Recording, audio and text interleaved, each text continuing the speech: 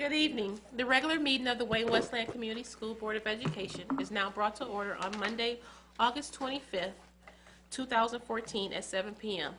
On behalf of the Board of Education, I would like to welcome everyone. Your attendance this evening reflects an interest in local education and is greatly appreciated. Starting off with item number 100.15, Pledge of Allegiance.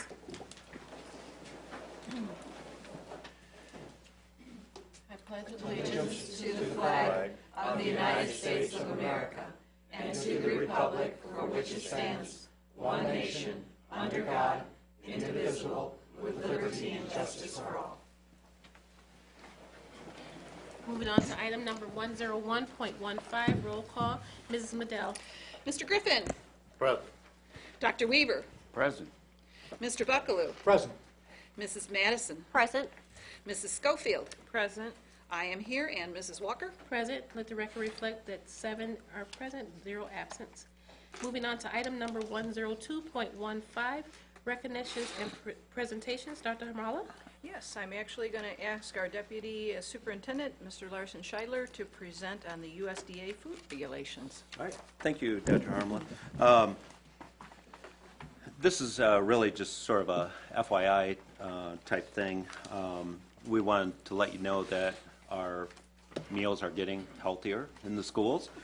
This is a program that really started last year with the Healthy Hunger Free Kids Act of 2010. That took a lot of the junk food, or what you would consider junk food, off of the meals, and we had to comply with standards, calorie content, and we're going more towards whole grains, whole wheat type things. The USDA has taken that one step further now. We're into another year where we have to go to the snacks. So anything that is sold in the school from midnight to a half hour after the school day ends has to comply with USDA standards. So anything that is sold to a student will have to comply to the new standards, which is a good thing. I mean, it's trying to teach kids to eat healthier, and hopefully it'll be lifelong lessons. But the one thing that I would say is that it's not taken away, I guess it's taken away the fried foods, the deep fried items, replacing them with like baked items. Like the French fries that are deep fried will be baked French fries. Cookies that before might be, like a chocolate chip. You might still have a chocolate chip, but it will be produced healthier. It would be like whole grains. And I think healthier foods have come a long way. So I just want to give you a heads up, and we also want to tell the audience, the parents, this information will be in the connections that's going home. We outline it. It's on page 5 of your agenda. Again, it's to comply with USDA standards, and it's something that we should promote is healthier meals. Thank you. Any questions for the board? I have a question. Okay. How does this impact fundraising from booster groups, PTA groups that would normally sell during lunch? Cannot be sold. Nothing can be sold to a student that does not comply with USDA standards. You can sell parent to parent, but you cannot sell to the students. So they could sell like granola bars as opposed to cupcakes or?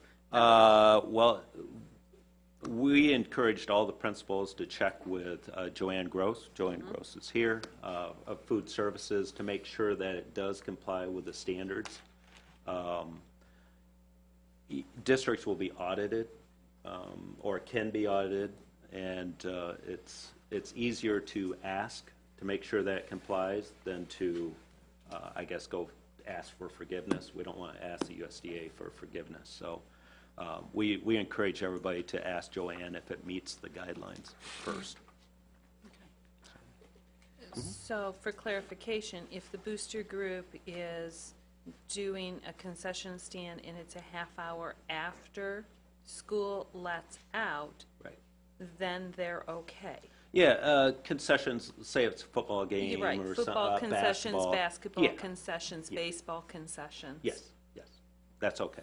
Okay, thank you. But anything sold during the school day from midnight to a half hour after has to comply with the standards. Anyone else? Okay, thank you. All right, thank you. We're going to ask, we have in the audience Mrs. McClendon from Commissioner Richard LeBlanc's office. She wants to make a presentation. Any objections? Okay. Good evening. Again, I am Mary McClendon from the Office of Wayne County Commissioner Richard LeBlanc. And good evening to the school board president, the school board, to all in attendance. It's always a pleasure to be here at the Wayne-Westland board meeting. You do great things, and it's always an honor and a privilege to be here. I'd like to remind you of Commissioner LeBlanc's coffee hours. And they have been recessed for the last couple of months, but will reconvene the second Monday in September. That's September the 8th, beginning at 9 a.m. here in the city of Westland at Mr. Mike's on Wayne Road. And you're all invited to attend. It's a good time to get information, legislative updates. Also, the Senator Anderson is there, and both the state reps are there as well. Knizik is there as well. You can come and get as much information as you need, and you can come and share as well so that we'll know what's going on with the school district. But you're all invited to be there. Thank you for this opportunity to speak. If there's anything that you'd like for me to take back to the commissioner, while I'm here, I'd be more than happy to do that. You, the school board, as well as those individuals within the office, within the audience, I'd be more than happy to take that information back. Thank you. Thank you, Mrs. McClendon. I have a question. Okay, one question. I'm sorry. Mary, when is the coffee hour at the Inkster Public Library? At Inkster Public Library. Now, normally, it's the first Monday of every That's a month. holiday. However, that's the holiday. So we're going to back it up to the Westland coffee hours. There'll be the Westland, then the Garden City, then the Inksters. Inkster will be from 1 until 2 o'clock. So we didn't want to miss out on Inkster, so we put it back to back with the other coffee hours. Thank you. So at the Inkster Library on Inkster Road. Thank you. Thank you again. Moving on to item number 103.15, citizen comments on agenda items only. Mr. Madison. I have a quick question. It's item 106.15, recommendation to purchase a food service refrigerated van. I thought we sub all that out, don't we? Doesn't Armark or don't they provide all the food services? Why are we purchasing a van and disposing of an old one? We can wait till we get to that item. Okay, thank you. Anyone else? Okay. Item number 104.15, consent agenda. Move approval. Okay, there's been a motion. Support. You guys are moving too fast. It's been motioned by Dr. Weaver, approved by Mrs. Madison. Any discussion? Oh, roll call vote, please. Hang on, I'm writing this down. Okay. Mrs. Schofield, Yes. Mrs. Madison, Yes. Mr. Griffin, Yes. Dr. Weaver, Yes. Mr. Buckaloo. Yes. I vote yes. Mrs. Walker? Yes. Let the record reflect a 7-0 vote. Thank you. Moving on to item number 105.15, review and approval of administrative organization and restructuring plan. Dr. Hamala? Thank you, President Walker and board members and community members and staff. I'm going to spend a couple minutes sharing my thinking around the reorganization prior to any recommendation the board might make. So the PowerPoint is on the screens behind. I know that's easier to see, but it's also on the television screens in front of our audience as well. And the PowerPoint is also in the board packet. If you didn't pick one up, they're outside in the hall. Feel free to go ahead and get that. So one of the things I was trying to do within my first couple of months is establish a senior leadership structure that ensures strategic and ongoing development, support, and monitoring our instructional core. And I'll talk more about what the instructional core is. In addition to getting to know the staff, you know, as I've shared in a couple of the other times that I've seen you, that I've been gathering themes and feedback around what's been working in the district and what are our areas of challenge. So I'd like to share those items with you prior to making the recommendation. I have met with a variety of staff, departments, association leaders, individual staff, teachers, school administrators, reviewed an array of documents, including an education services survey that was completed last school year. I had been asking what is going well in the district, what are our challenges, who internally is ready to be our instructional leader because of the departure of Dr. Paul Salah, and what else should I know as the superintendent, and what else would people like to share that would help us to improve our district. I've identified in those meetings that it was important, and I shared this in my interview, that if we don't help people to understand the decision-making process, that there's often confusion when a recommendation is made. So I shared with staff that I would be making a decision by gathering their input so that I could provide a recommendation on the organizational structure and the personnel to our Board of Education as is required by our board policy. My goal was to balance the various ideas and the needs presented by the people with my knowledge of what will work to ensure our continued and enhanced success as a school district. So it was clarified that this would be a decision in the 5 decision-making processes that I decide with the input of staff and then recommend to the board, and ultimately the board decides. So let me share some of the themes based on my conversations. People shared both what was needed and what should not happen across the organization. And in some cases, they shared a bit of both of those in the same commentary. If you look at the items on the list, you'll see that an instructional focus has improved over the past couple of years, and people wanted to continue that focus and continue to narrow it to the items that are most effective for students. The personnel here are committed and dedicated, very interested in the success of both our students and the school district. I've shared that with you a few times, and that's been evident since my beginning conversations. That all personnel across the district must learn, grow, and change, and all means all. Nobody's exempt from that. That there are still some silos between departments, although they have improved over the last couple of years, but all of the departments desire coherence and everybody working together. Additionally, support and appreciation is needed, and it varies by administrator and department, and all staff want to feel valued and a part of the organization. All personnel want a voice and participation in direction setting and appropriate decision making. And I'd like to clarify here that none of our staff wanted to have decision making authority outside of their realm of work or the things that were appropriate for them. But they did want to have a voice in those things that are related to the work that they do. Also, staff shared that differing, new ideas or new views actually bring value to the organization and may actually be a solution to needed change, and that listening to those views might help us to have a stronger organization. Some outcomes that were common across the conversations was everybody wanted high levels of student growth and achievement, and this was both academic as well as behavioral. They want all of our staff to have high levels of growth and performance. They like our array of programs and services, want to continue to have those available for our students and see a lot of benefit in them. They want to make sure there's equitable access and opportunity to all of our programs and services for all of our students. They want to make sure that the things that we're going to implement, we actually have the resources to implement, and that we make sure that they're available prior to starting down the road of implementation. They understand we have to comply with all requirements, and that was sort of one of those necessary evils at times, but they certainly don't want to have areas where we're out of compliance and then have to deal with those. And they thought customer satisfaction was critical. I'm going to clarify here that staff made a distinction between the customer service initiative that went underway last year. They weren't saying that wasn't a useful thing, but when they were speaking about customer satisfaction, they were really speaking more broadly that they want our students, our parents, and our broader community to be satisfied with all of the things that we can provide as a school district.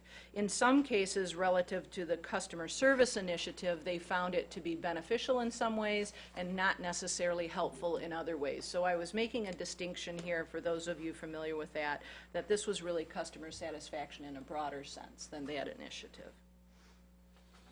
So we do have a bit of a common focus in the district. Those themes are bubbling up in the conversations.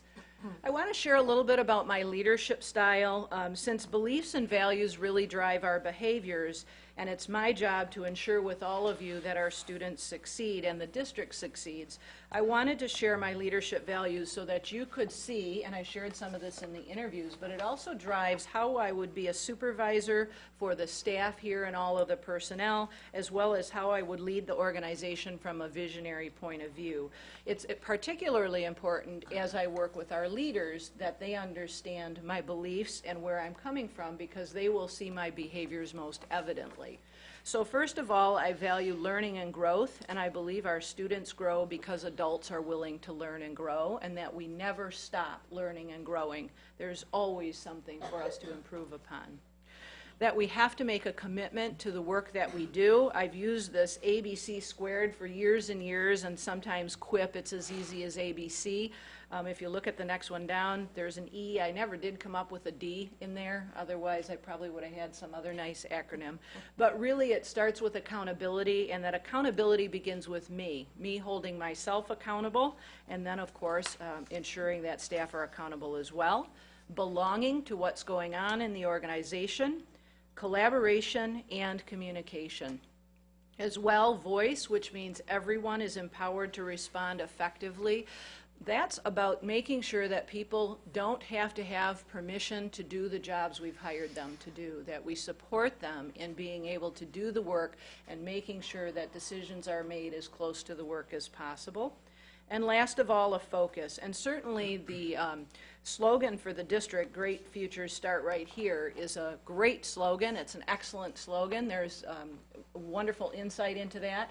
As I've had the conversation with staff, I've asked if we all have the same vision of what that looks like. I think that's an area where we can improve and certainly start to put some bones and some meat onto that slogan so that we all understand what we're trying to achieve for our students and our broader community. But that agenda, I think, is a good one because we do want great futures to start right here for our students as well as for our staff. I'm going to share some from my experience as an organizational leader and in my learnings in administration, a framework that I think is succinct and depicts my beliefs about the educational system and how it functions. It's not my own creation. It's called a PELP Coherence Framework. I'll tell you what that means in a minute.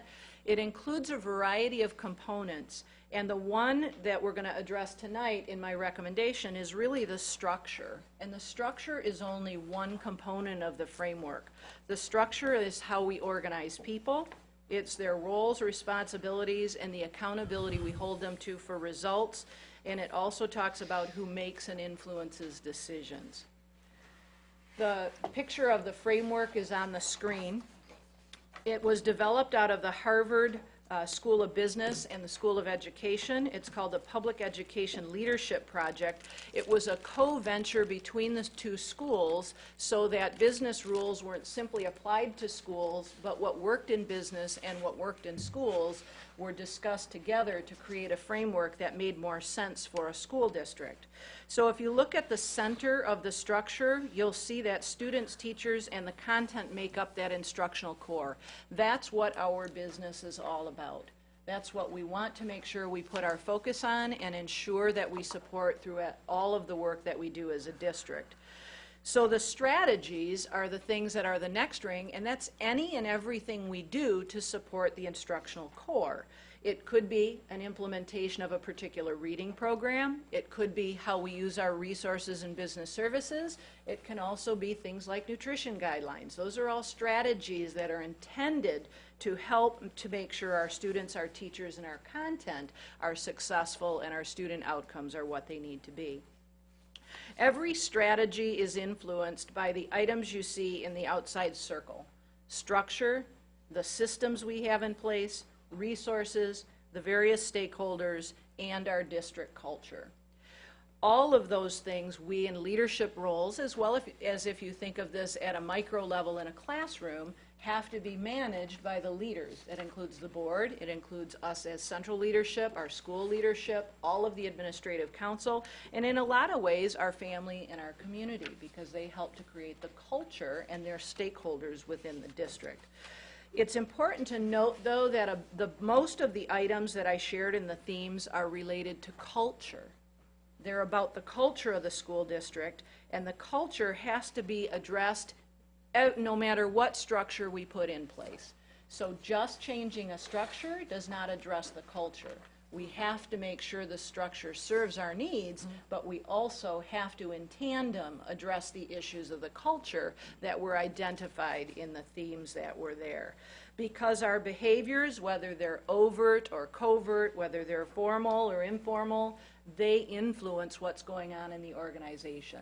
So if we look at structure, it's simply one piece. We have to make sure that we're addressing all of those pieces simultaneously to make sure we can support teachers, the classroom, and all of the content. And content isn't simply math, science, reading, social studies. It could be career and tech ed. It could be an elective course. But it's all of the content we provide to our students. So as I was using this information to make a recommendation around the structure and personnel to support the direction, there were a couple of things I wanted to keep in mind. First was that we maintain our current instructional focus. Staff has shared that it has been narrowed over the last 2 years. They want to make sure we continue to narrow it because there's still a lot on their plates, but they feel it's in the right direction, and a major shift in direction might not produce the kinds of results that we have been seeing. And you've seen some of that in the most recent reports with the top to bottom ranking and the scorecards, even though they don't include the last school year. The state is always lagging a year on those items. They want to make sure that we increase our support for our schools, and that means support in the schools from our central office administrators for both teachers and administrators, particularly when we have newer staff, and we are still, as of today, hiring staff for our schools, so they need support in order to make sure we can fulfill all the roles and have everybody be successful. A common theme was that we need to create a talent development system. I had received feedback through the conversations that when people need to feel valued and appreciated, sometimes if they don't feel valued and appreciated, they may look for their employment in other places. And what we want to do is build a system that says, if we're teaching well here and we want to take on additional roles, whether it's teacher leadership or leadership within another association unit, or whether it's moving into a different type of an instructional position, for example, at the central office or a building principal, that we're growing our staff who want to experience those things so that they can make a decision about serving us here rather than having to serve us by going to another location, if at all possible. Also, I wanted to make sure we receive the benefit of the experienced Wayne-Westland community staff, particularly because I am the brand new person. And I have a lot of learning to do, and having experiences from people who know the community and the district are helpful to me as your leader in the organization. My goal also was to be cost neutral with the change. There were a number of structural changes that we looked at in terms of all positions at the central level in instruction to see what we could do to ensure cost neutrality. And in actuality, what turns out, and I put this in your packet as well, that we would have an approximate savings, and this is the maximum savings, and I'll explain that in a minute, of approximately $70,000 with the recommended changes. And this has to do with looking at all the positions and restructuring those. I want to make a point, though, about the savings, because it's only an estimate. We have other positions we'll need to fill. So, for example, if the recommendation is approved, we would need to post and fill the WCOA position for student or Executive Director of Student and Legal Services. And when that occurs, depending on who's hired, would define the final payment to that person based on the WCOA contract, thereby the actual savings. We estimated the savings at a middle-of-the-road step, but dependent on who's actually in that, it won't be higher, I guarantee you it won't be higher, but it may be a lesser savings. If we went to the most expensive person in the organization taking that position, then it would likely be a savings of approximately $35,000 to $40,000. So that sort of, I want to make sure people understand it. There's pros and cons to putting all the information on paper so everybody can see it. One of the pros is you have it. One of the cons is it doesn't tell the full story. So I wanted to make sure that people understood those are estimates, and then once everything's in place, we would be able to share an actual for everybody. So the structure that I've put into place and am proposing is certainly starts with the board, where I'm reporting to you, and would be doing the work of the organization around the strategic vision, policies and procedures. A good deal of the policy was handled by Dr. Salah in the past. I would be working with you, the board, and governance, and certainly advocacy for the school district, and then leadership of all of our departments. I'm proposing that our Deputy Superintendent of Business and Administrative Services continue to do the work that he has been doing with strategic planning, procurement, and leadership of financial operations and all capital projects and functions. That we would have a position called Assistant Superintendent of Human Resources and Support Services. I'll talk more about that in a minute, but that strategic planning and leadership of the organizational development of the district, human resources management, as well as all support services. And that we would have an Assistant Superintendent of Educational Services, which is strategic planning and leadership of everything related to curriculum, instruction, and assessment. I'm going to go a little bit deeper into each of those. In terms of the Deputy Superintendent for Business and Administrative Services, currently it's Jim sitting in front of me here, supervises transportation, food services, and maintenance and operations, and human resources. The adjustment here is it would remove human resources from the Deputy Superintendent to reporting directly to the Superintendent.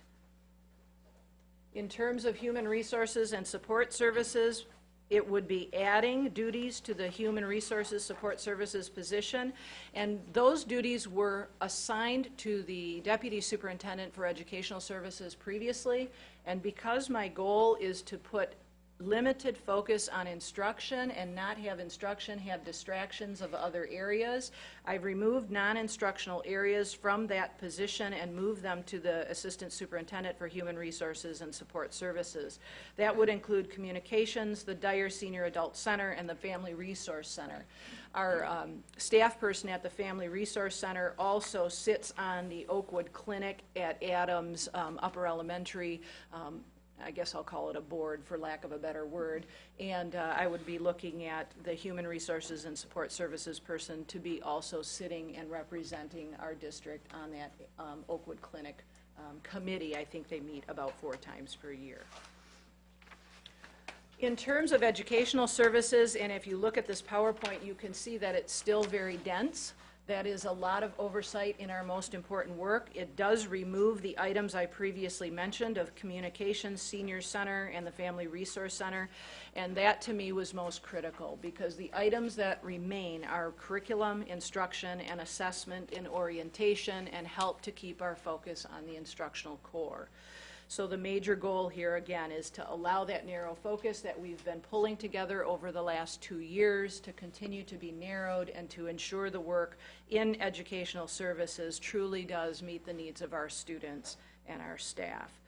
As I was having conversation, I asked the staff if there were any internal people ready for the position, particularly of educational services, and I had themes come up around potential leadership, which I'm going to share in a minute.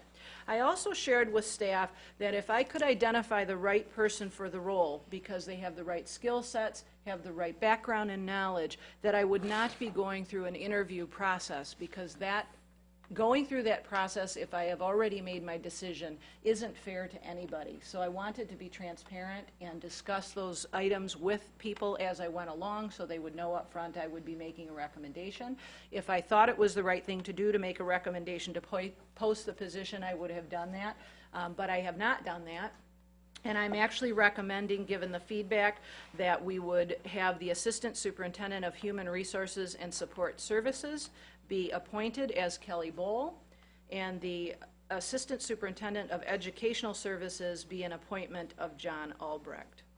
Additionally, that would then mean, if you approve both the structure and the appointments, that we would post the position Executive Director of Student Legal Affairs, which is currently a part of the WACOA unit. That is John Albrecht's current position.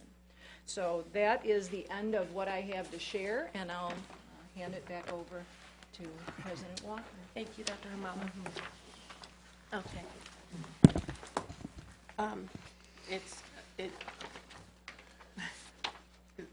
How it will work.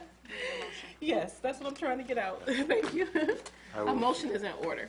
I would move that we support the recommendations of Dr. Hamala as it relates to the appointment and the reorganization of the department. I'll At the support. administrative level. Sorry, okay. So we have a motion by Mr. Griffin and supported by Mrs. Madison. Any discussion? I had a couple of questions about actually, I had several, but I did submit my questions to the superintendent so I could better understand the restructuring. One of the things I did do was take personalities and take faces out of jobs and understand if we did post these and we had new people coming into the district, how the pay structure benefits would work, because we don't have assistant superintendent contracts right now for me to look and compare, and that was one of the things that I did ask her.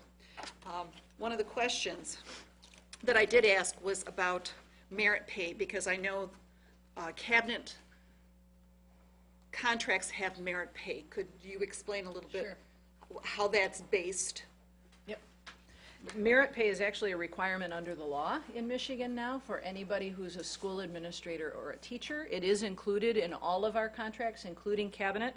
The way cabinet is structured is it's based on the effectiveness rating of that particular administrator. So the payout is 0 if they are rated as ineffective or minimally effective, 50% if effective, and the full amount in their contract if highly affected. And we stipulate a dollar amount in the contract, and currently that dollar amount is $5,000.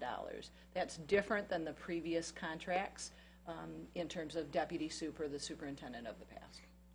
All right. And one of the other questions that I did ask was also about looking forward,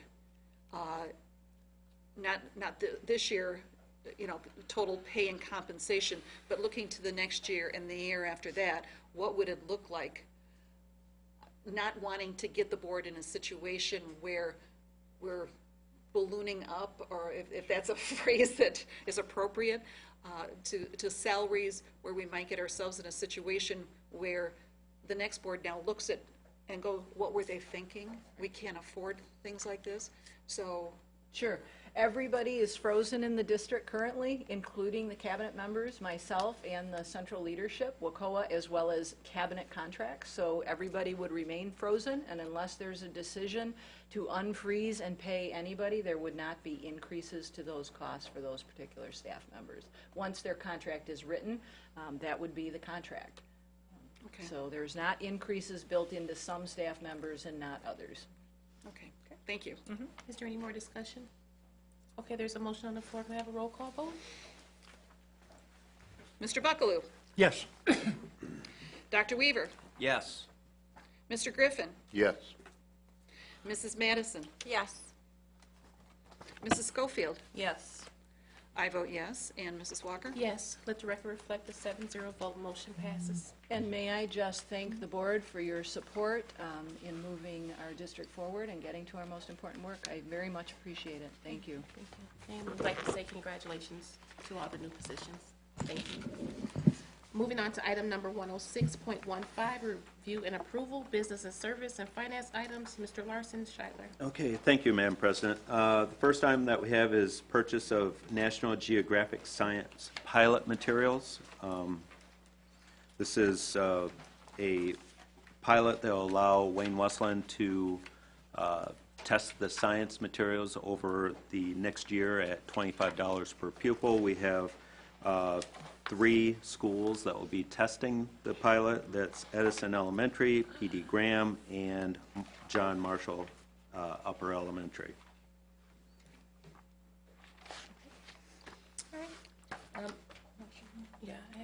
Thank you. A motion is in order. Move approval. Okay, so moved by Mr. Buckaloo. Support. Supported by Dr. Weaver. Any discussion? Yeah, I also had questions about this, too. My first question was, in the description here, it mentions purchase of materials, but it didn't say what materials would be included, whether this was just a textbook purchase or whether this was hands-on material, similar to what we had for the science kits that these might be replacing. So I need a little bit more information here as I to believe what this covers everything. It's the consumable materials, everything What included. is the consumables? Is this like workbooks, or is it writing journals, or what? I can clarify, and/or we have Aaron in the crowd, and Aaron is the keeper of everything science. Aaron, would you like to give us a nice, thorough answer?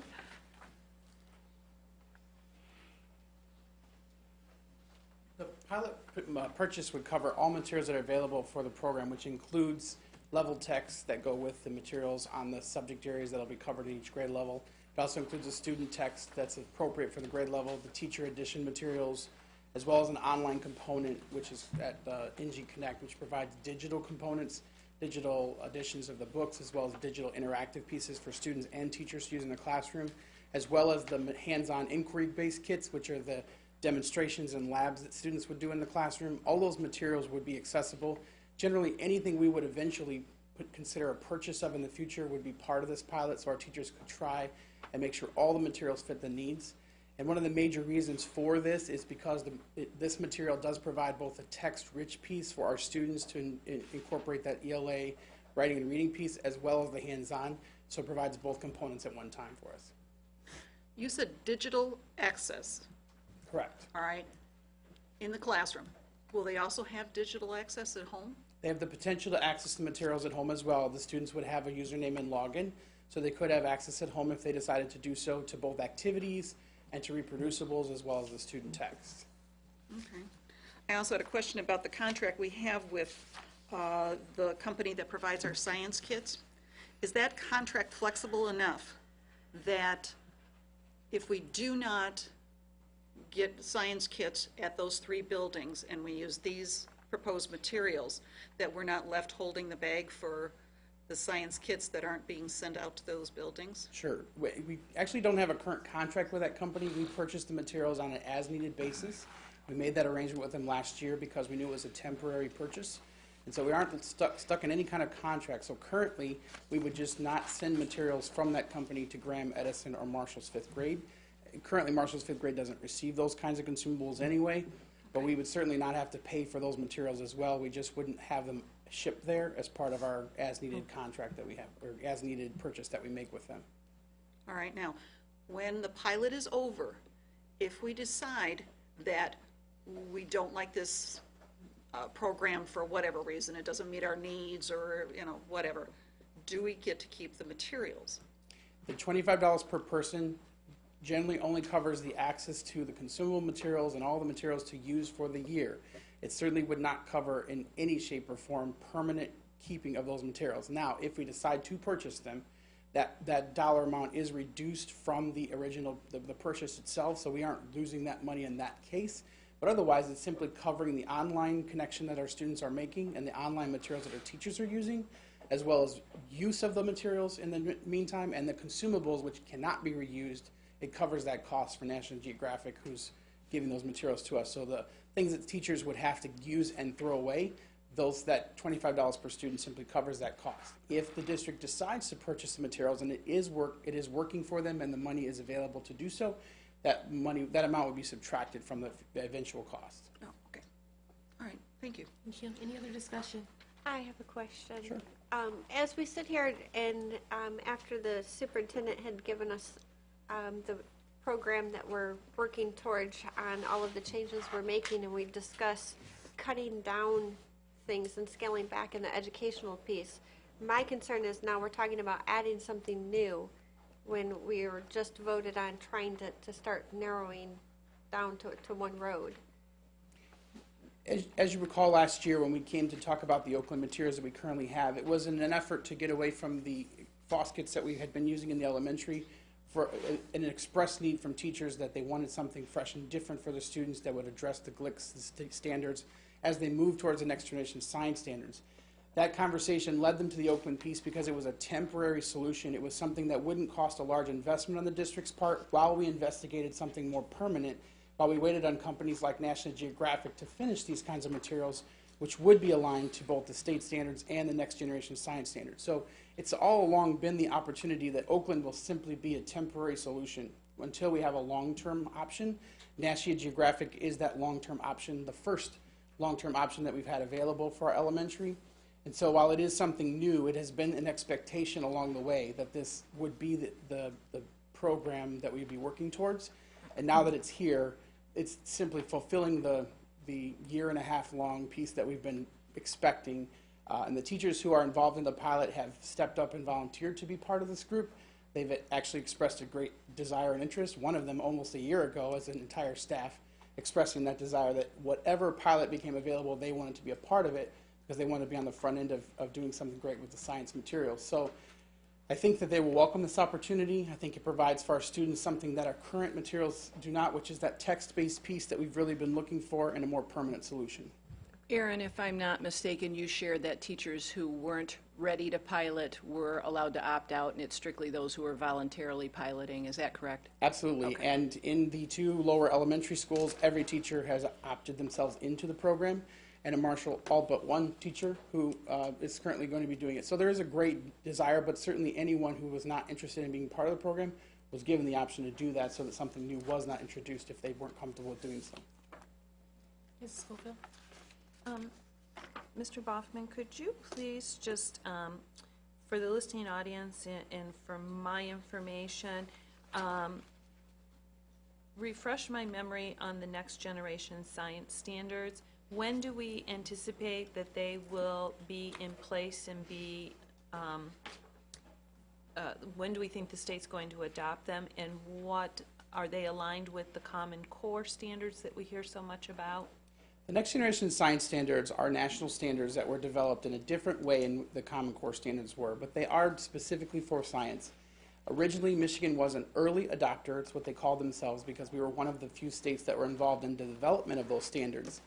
However, that was supposed to have happened a year and a half ago, and because the issues with the Common Core had arisen in the state of Michigan, there was a lot of controversy, they were placed on hold.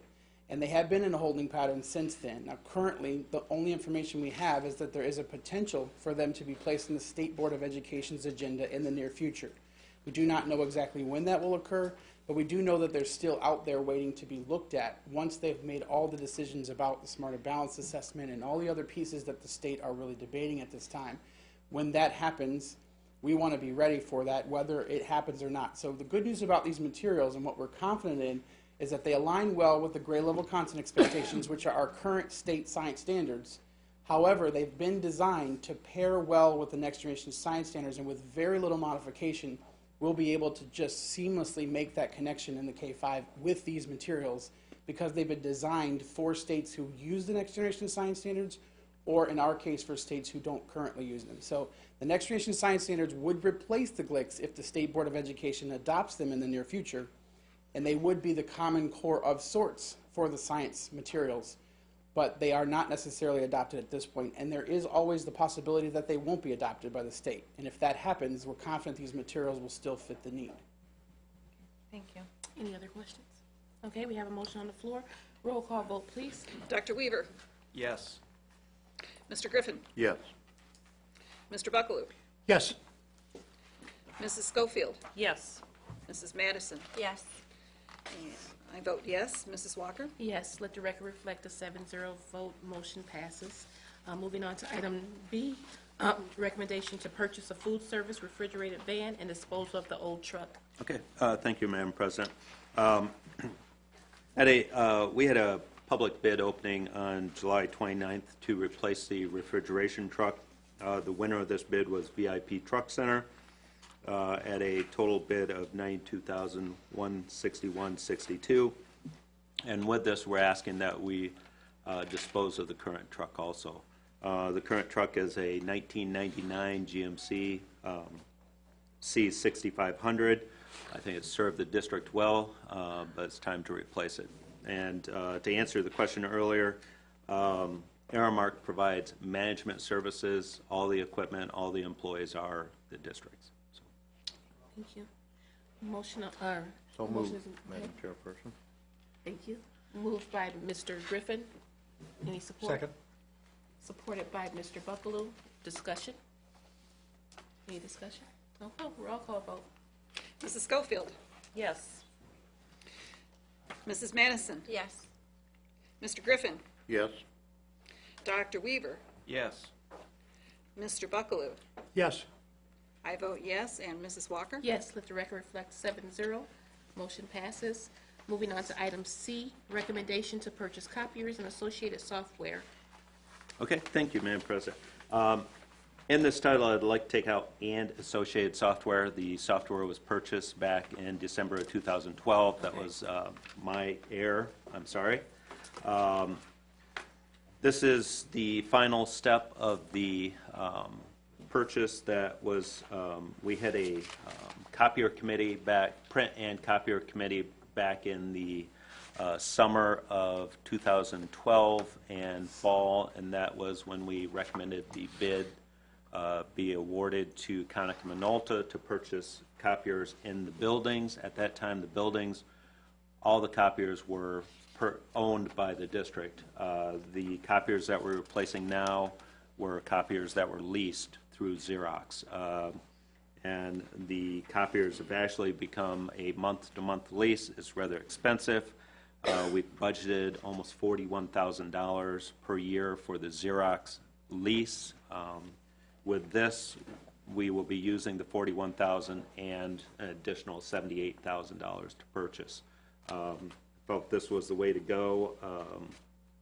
Instead of leasing over a 5-year period, the lease cost would have been about $25,000 over that period, whereas our interest rates, we can only invest and bring in about $500 per year. The purchase of the copiers are, again, from the February 12th, 2012 Livingston County Educational Service Agency bid. Okay, All right, thanks. all right. Any discussion? Okay, motion's on the floor. Or, call for a motion. Make a motion to recommend the purchase of the copiers. Okay. Support. Moved by Dr. Weaver, supported by Mrs. Madison. Any discussion? Okay, roll call vote. Mr. Griffin. Yes. Dr. Weaver. Yes. Mr. Buckaloo. Yes. Mrs. Madison. Yes. Mrs. Schofield. Yes. I vote yes, and Mrs. Walker? Yes, let the record reflect 7-0. Motion passes. Moving on to item D, recommendation to purchase road salt. All right, thank you, Madam President. This is the last item that we have. This is to purchase road salt for the upcoming year. This is through the My Deal Purchasing Cooperative, and actually the initial bid was at $74.42 per ton, and we were required to buy a certain amount at that price. My Deal Purchasing went back and negotiated a lower price, and that price is at $58.95 per ton, which is what we'll purchase the rest of our 600 tons at, or 700 tons at. I'm sorry. Thank you. A motion is in order. So move. Moved by Dr. Weaver, Support. supported by Mrs. Madison. Any discussion? Okay. It's kind of sad to be talking about road salt, isn't it? Yeah, it is. I In the middle of noticed summer. that we have to make an initial purchase, and then after that, there's 600 tons that we can purchase if we want to, Yes. and we can purchase up to 130% of that 600 tons, Yes, I believe so, and that's to allow us some leeway. which would give us, what, another 180 tons, that, Yeah, yeah. and that might be a good idea, because everything I hear is we're going to need it this winter. Yes. I have no answer for that. It's sad. Any other, Depressing. Yeah. any other discussion? Okay. Roll call vote, please. Okay. Mrs. Madison? Yes. Mrs. Schofield? Yes. Mr. Buckaloo? Yes. Dr. Weaver? Yes. Mr. Griffin? Yes. I vote yes. And Mrs. Walker? Yes, let the record reflect 7-0, motion carries. Moving on to item number 107.15, staff recognition and appreciation days. Dr. Hamala? Sure. The days that are noted in the memo in the packet are the days you've set aside in the past to celebrate employees for whom there isn't a particular national day. So the dates are noted there for your reference and would be, if approved, the dates that we would recognize our various employee groups. Okay. A motion is in order. I move to accept. Moved by, okay. Moved by Mrs. Madell, supported by Mrs. Madison. Roll call vote, please. Mr. Griffin? Yes. Dr. Weaver? Yes. Mr. Buckaloo? Yes. Mrs. Madison? Yes. Mrs. Schofield? Yes. I vote yes. And Mrs. Walker? Yes, let the record reflect 7-0, motion passes. Moving on to item number 108.15, Board of Education Committee reports, and I believe we only have one from the Finance Department. Dr. Weaver. Yes, thank you, Madam President. Members present for this meeting were Michelle Harmala, our superintendent, Fred Weaver, Tom Buckaloo, Trav Griffin, Dave Kallmeyer, and Jim Larson-Scheidler. Number one, the status of vacant buildings. The board approved 50-year lease of Jefferson Barnes to the city of Westland.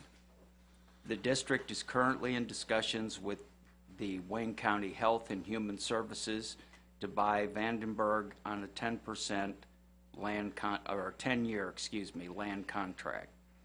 Bids for the demolition of Blanchette are being solicited by Wayne County RESA. The demolition will be 100% funded by the state, and it is anticipated the building will be demolished in late August or September. The district added Kettering, Lincoln, and Madison to the Wayne County RESA demolition bid for possible future action. Number two, the bond refunding.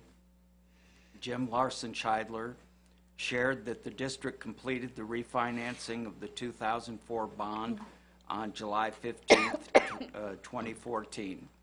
The sale of the bond will save the Wayne-Westland taxpayers approximately $3.4 million in interest. The committee reviewed the press release that will go out next week. Number three, sinking fund and food service projects. The overview of projects that are in progress and review or planned and proposed projects for the next 2 years. Food services. The district has a significant fund balance in the food services fund. The state has restrictions on when and how this money can be spent. The committee discussed several proposed projects that would be within state guidelines. If there are any questions, respectfully submitted. Thank you. Moving on to item number 109.15, Superintendent Report. Dr. Hamala? Sure. Thank you, President Walker. I actually have 8 items to share with you, but I promise they'll be pretty brief. So the first one I want to share is about how we report school district success, and there are 2 ways I want to share with you. We have our advanced ed accreditation system, and Wayne-Westland Community Schools participated in a quality assurance review in 2012 and has been working on its continuous improvement plan as an outcome of that review. The accreditation review cycle is once every 5 years with a midway or 2.5-year progress report cycle. We've received our midway review based on the work that has been going on in the district, and I am pleased to say that our reviewers have given us a completed status, and they stated specifically that our progress to date is very impressive and on pace to make improvements to the culture and performance of the district. So thank you and congratulations to our instructional staff, and that's one way we look at school success and district success. Another is the state system of top to bottom rankings and the scorecard, which was recently in the paper and is being reported all over the state. Overall, Wayne-Westland has improved over the past year. We've increased in our top to bottom rankings and decreased our number of priority and focus schools. We continue to demonstrate success in both reading and writing, and we continue to have to work to address other areas such as science, mathematics, and social studies. We also have to improve some of our procedural errors, and we had some procedural items that influenced our color this year. We were rated as an orange as a district, although our schools, most of them were yellow, and this color scale is green, lime green, yellow, orange, red, and purple. We went from 7 focus schools and 3 priority schools in 2012-13 to 3 focus schools and 1 priority school based on 13-14. It is important to remember, again, as I mentioned earlier, that the state lags a year in using achievement data, so last year's student assessments have not taken place yet, and because the state has moved the assessment cycle to the spring, 13-14 will actually be assessed with 14-15 in the spring, so we're not quite sure how they're going to bring those two things together. We have a number of interventions that we're providing to our students during the school day as well as after school and during our summer school services, and those are providing our students with an additional boost. I'd like to make sure to emphasize that you have a district color and schools have a color, and then you have schools that are ranked. You don't have a district ranking, but all traditional public schools, or districts rather, in Wayne County, every school district was rated as yellow, orange, or red. There are a very small number of green and lime green schools, not districts, but schools in the county, and across the state, the largest percentage of school districts are yellow. So that's another rating system the state uses to judge the success of schools. Second, I'd like to share some information about student registration. I visited our schools during the registration process over the last couple of weeks and had the opportunity to meet many of our students, parents, and staff. The process seemed to be very smooth, a well-oiled machine in all of our schools, and everyone seemed excited about the new school year. The students expressed some satisfaction over the opportunities they have for clubs, sports, and after-school activities. And some said they weren't quite ready to start getting up early again, and our high school schedule is particularly early. I did have a few students want to check a rumor that they heard, so they asked if I could answer their questions about a rumor about food. And they asked if we would still be offering cookies, actually. And I said that, yes, we would be offering cookies, and they would be healthier cookies. And so we talked a little bit about how you might make healthier cookies. For example, when I bake, I might substitute applesauce instead of shortening. And actually, the student I was talking with was familiar with that. So she said, oh, good, okay, so we'll have cookies. I'm not so sure all the other students will agree, but this particular student was on board with that. Professional development for our staff. Over the past 2 weeks, staff have been coming back to work and returning with professional development days and activities designed to enhance the work and success of our students. Our administrators spent a couple of days digging into the Common Core state standards as well as helping to give information about the school district's successes and challenges. Our secretaries received information about changes in procedures and practices in their work, and our transportation staff had a professional development today, and they also had the opportunity to share with me their ideas about what's working and what's not working in the district. I don't have anything to share about that yet because I have a stack of cards to review from them that I haven't had a chance to review yet. We welcomed more than 70 new teachers at our orientation on Friday. About half of those are new teachers hired for this year, and about half are teachers who started last year after the start of the school year. And then our teaching staff will participate in a variety of professional development activities throughout this week, and they'll be coming back to work tomorrow. And I'd like to welcome all of our teachers back to work tomorrow and our students the day after Labor Day. We have a fourth item, which is a celebration. The Educational Kinesiology Foundation, Brain Gym International, identified 2 of our staff members with the Outstanding Achievement Awards. Lucy Kelly and Nancy French are the driving force behind the Optimum Intervention Program that we offer in our elementary schools. They received their award July 27th in Denver and were selected because of the ways that the program with Brain Gym, which is blending body motor movements, the way our brain works and thinks to help students be more successful in their learning, they were able to implement that program in our elementary schools, and I was lucky enough to sit in on their presentation of Optimum with the new teachers today, and we all got to do a little brain gym. So it was a good movement exercise, and we do know that when students have the ability to move, learning is improved, and our Optimum program is showing good results. So congratulations to Lucy Kelly and Nancy French. Also, moving on to my next item is a celebration of our students. On August the 6th, I had the opportunity with Mr. Griffin to participate in the Westland Community Foundation annual presentation of scholarship winners, and we had 9 scholarship winners from our William D. Ford Career Tech Center, and Steve Kay was there as well, and we'd like to congratulate those students. Each of them received a scholarship for post-secondary education in an area of study and interest to them, so I'd like to congratulate those students. Also the staff of the Career and Tech Center for preparing the students to receive those scholarships in many and diverse fields.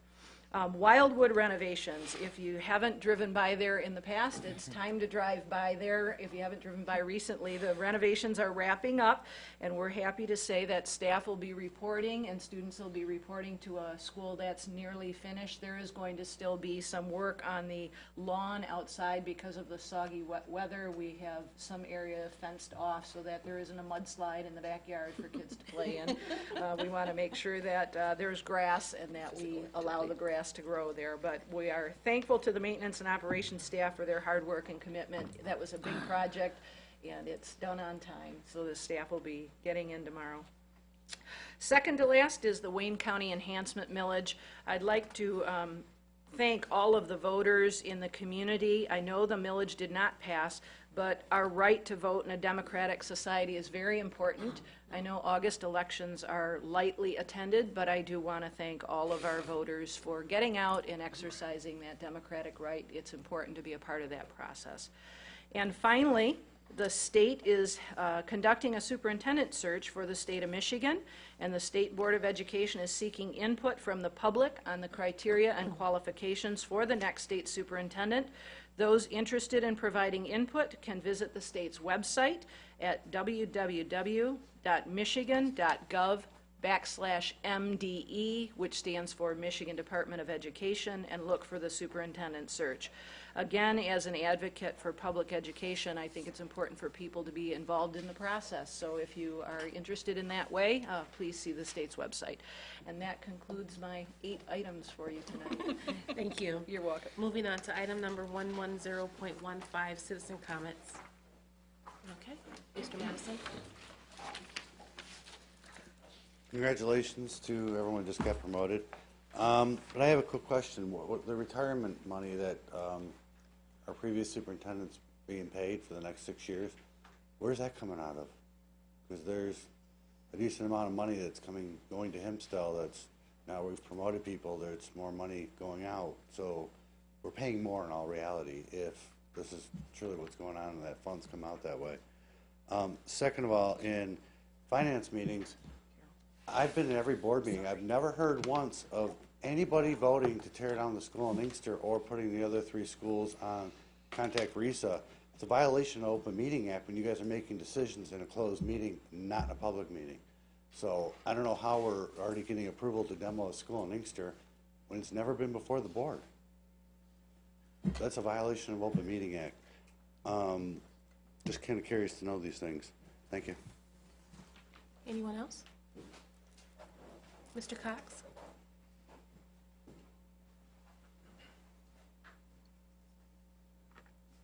Good evening, Madam President, members of the Board of Education. My name is David Cox, and I'm here on behalf of the Westland Community Foundation. The Westland Community Foundation is a philanthropic community organization dedicated to helping students and also bettering life in the community, and it's funded totally by business and individuals that live in the community and also have business interests in the community. As Dr. Hamala said in her comments, on August 6th, the Community Foundation awarded 11 students in all $9,000 in scholarships during a fundraiser event that earned $11,025 in total, so we actually came out of that ahead of the game, and we were very proud to have our brand-new superintendent, who no sooner got out of the car in our district than came to help us have a successful fundraiser and also learn about the students and their achievements, and we certainly appreciate your time there tonight. And as you know, I also had the grand pleasure of serving as a president of the Board of Education in the past, and at a time when previous superintendent was appointed. And I know that there is no more important decision than a Board of Education will make than the leader of its district. And the unanimous support of this board in favor of this superintendent, I think, was seen by the whole community as a very positive move. Again, this evening, the recommendations of the superintendent to reorganize the administrative staff was unanimously supported. And as a citizen in the community now, I can tell you that I'm very pleased, and I'm sure my sentiments are shared by so many in the community that enjoy a school district that's not experiencing some of the challenges that other districts surrounding the Wayne-Westland Community School District are having. So I want to congratulate all of you on the continuity of leadership, and we appreciate it very much. Thank you. Thank you. Mrs. Sample?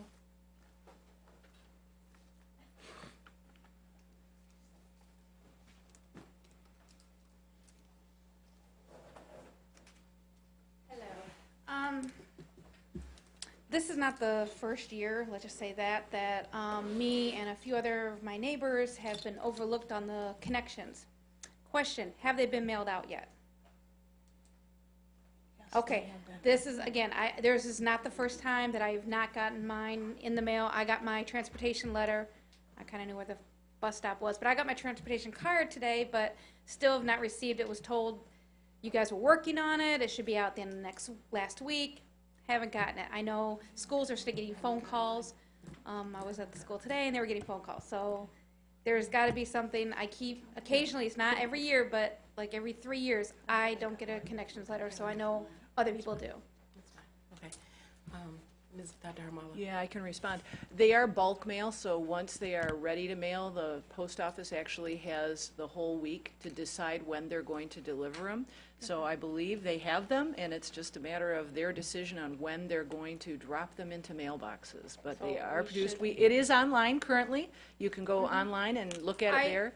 I had to because I've been researching it, and I just saw Right. that the paper one's out in the Yeah. lobby. But again, there's like every 3 years, I don't get one at all. So I have to go search for it. So I did find it online. I'm cool with Thank that, you. but I'm just saying as Appreciate informational. that. Thank you. We haven't received ours either, if that makes you feel. So, anyone else? Okay, all right. And if you could state your name when you get to the mic, I'm sorry. Hello, my name is Melanie Hines. I just have a quick announcement. The city of Westland is having a free event for the families. It's called Park It Fun Night. They're going to have like the Despicable Me movie out, and they're going to have a live band. And it starts, it's going to be Wednesday the 27th, and it starts at 6 p.m. to 8:15 p.m. So most of this information is at the City Hall if you guys are interested, for your friends and family. Thank you. Anyone else? Okay. Moving on to item number 11.15, review and recommendations, Board of Education. Mrs. Madison. I just want to say that I'm elated that our district is moving forward under excellent leadership, and welcome back to the 2014 and 2015 school year, and welcome to all new students who will be here and staff. Thank you. Mr. Griffin. Yes. I just think that the public tonight and the people here in the audience got a chance to see our new superintendent in her really first board meeting where she's discussing the reorganization. And I'm really proud of this board and the new superintendent and the way things have developed since your hire. And I wish you all the success in the world, and I think that the district is on the right track, and I appreciate your comments, Mr. Cox, and because I believe that all of those things are true, and I really do appreciate the way you informed the board about the reorganization. It was thorough. It was insightful.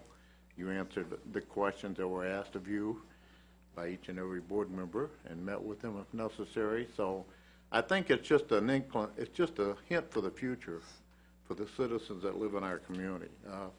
We're on the right track. We have a balanced budget, even though the RISA millage didn't pass, and that's something I really was hopeful for, because it would have put us a little step up. But you know, this Board of Education has insisted that we keep a balanced budget and that we live within our means, and we're going to continue to do that. And with Dr. Hamala's leadership, I think you're going to see this district student scores improve. It's not something that's going to happen overnight. We have to have the kind of dedicated effort that we talked about here tonight. But with that, I'm encouraged and impressed about what's here for the future for our students. So thank you very much. I thank you, Dr. Hamala. You're welcome. My pleasure. Dr. Weaver. Yes, thank you, Madam President. Welcome back to the teachers tomorrow, and soon welcome back to all of our students. I'd also like to commend Dr. Harmala for the thoughtful restructuring plan of leadership. I believe it's going to be a great thing for our district. Mr. Larson Scheidler told us about 700 tons of salt plus. Let me just say to all the students and all the teachers and all the parents to be careful with the snow dancing this year, please, because we do have to make those days up when it's a little warmer in the summer. So just be careful with that. I know that there's a lot of dancing at my house, but we're going to try to control that this year. So that concludes my comments. Thank you. Mrs. Schofield. Yes. First of all, I'd like to say welcome back to our teachers and to our students that will be returning next week. And I also would like to echo the comments of my fellow board members of how much I appreciated the thoroughness and the thoughtfulness that went into the restructuring plan and the information that was provided to us and the time taken to answer our questions. And I also would like to echo Mr. Weaver's comments.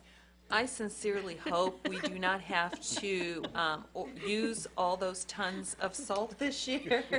I will be very disappointed if we do.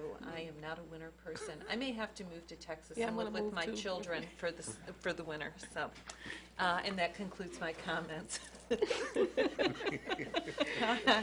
Mr. Buckaloo. Well, in my years in education, I have never heard a teacher complain about a snow day until last year. We had too many. So, yeah, I hope the Farmer's Almanac is wrong. And by the way, they did just come out today and predict that it was going to be a serious winter. I'd also like to